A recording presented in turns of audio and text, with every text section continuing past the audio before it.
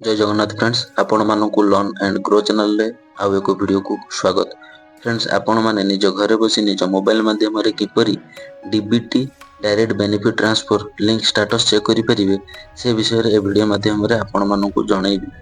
जदि आपण मानकर डीबीटी बैंक अकाउंट रे लिंक न थाए तबे गवर्नमेंट रो स्कीम जेमिति कि सुभद्रा योजना, सीएम किसान योजना, पीएम किसान योजना इत्यादि बेनिफिट मिलिबो नाही। डिस्क्रिप्शन ले लिंक अछि, जाई डीबीटी स्टेटस चेक कर नियंतु।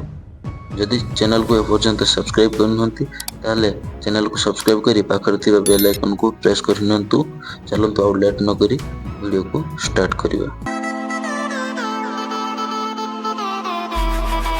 सर्वप्रथम आपण को मोबाइल ले थिबा जे कोनसी ब्राउजर को ओपन कर नियंतु। मु मोर क्रोम ब्राउजर को ओपन कर नउची। ओपन करला परे माई आधार स्पेस gov.in सर्च कर नियंतु। एमिति सर्च कर नेबे। सर्च करला परे आपन को एमिति एक पेज खुली आसीबो। प्रथम देखंतु माई आधार UIDAI यहाँ पर ही क्लिक करंतु। क्लिक करला परे एक पेज खुली आसी, टिके स्क्रॉल करि आसंतु। स्क्रॉल करला परे एठी लिखा जायछि बैंक सीडिंग। बैंक सीडिंग ऊपर क्लिक करंतु। क्लिक करला परे एमिति पेज टी खुली आसीबो। एठी आपनकर आधार कार्ड टी एंटर करंतु। एठी आपनकर कैप्चर टी दे जायथिबा कैप्चर टी एंटर करंतु। मु आधार कार्ड टी एंटर करनी छि। एठी कैप्चर टी एंटर करनी छि। तापर कोन करिवे, लॉगिन विथ ओटीपी ऊपर क्लिक करिवे। क्लिक करला परे आपनकर आधार कार्ड जो मोबाइल नंबर रजिस्टर अछि से नंबर गोटे ओटीपी आसीबो। एठी ओटीपी टी फिलअप कर देबे। एठी ओटीपी टी फिलअप होला परे एठी लॉगिन ऊपर क्लिक करिवे।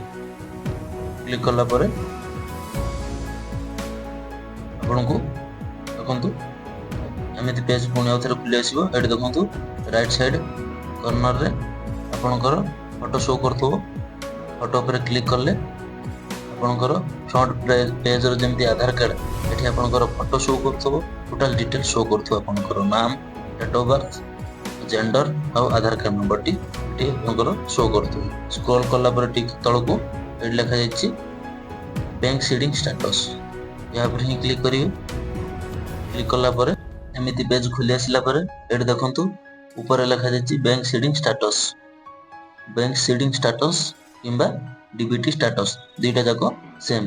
पुणी तळको स्क्रॉल करि आसीबे। एठी लिखा जायछि देखंतु congratulation your Aadhaar bank mapping has been done.